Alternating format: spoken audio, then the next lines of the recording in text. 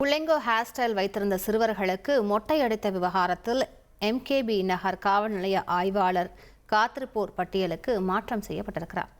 விவரங்களை செய்தியாளர் வெங்கடேஷ் கேட்கலாம். வெங்கடேஷ், என்ன நடந்தது? இந்த விவகாரத்தின் முழு பின்னணி என்ன? வெங்கடேஷ் வணக்கம். சென்னை வேசர்பாடி MKB நகர் காவல் நிலையத்தில் சட்ட ஒழுங்கு ஆய்வாளராக பணிபுரிந்து வந்தவர் பென்சாம்.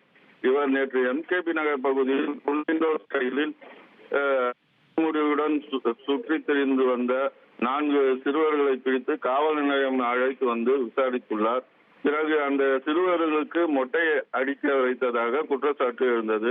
இது தொடர்பாக காவல் நிலைய உளவு பிரிவினர் உயர் அதிகாரிகளுக்கு அறிக்கை அளித்தனர். அதன் அடிப்படையில் வடக்கு மண்டல இணை ஆணையர், கூடுதல் ஆணையர், புளியந்தோப்பு துணை ஆணையர் ஆகியோர் விசாரணை நடத்தி ஆணையருக்கு அறிக்கை அளித்தனர். அதன் அடிப்படையில் சென்னை காவல்துறை ஆணையர் பென்சாமை காத்திருப்போர் பட்டியலுக்கு மாற்றி உத்தரவிட்டுள்ளார்.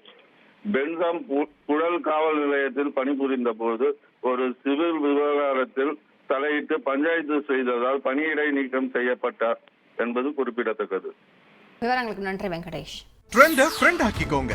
2.5 கோடிக்கும் அதிகமான தந்தி டிவியின் சப்ஸ்கிரைபர்ஸ் அண்ட் ஃபாலோவர்ஸ் குடும்பத்துல நீங்களும் இணையுங்க.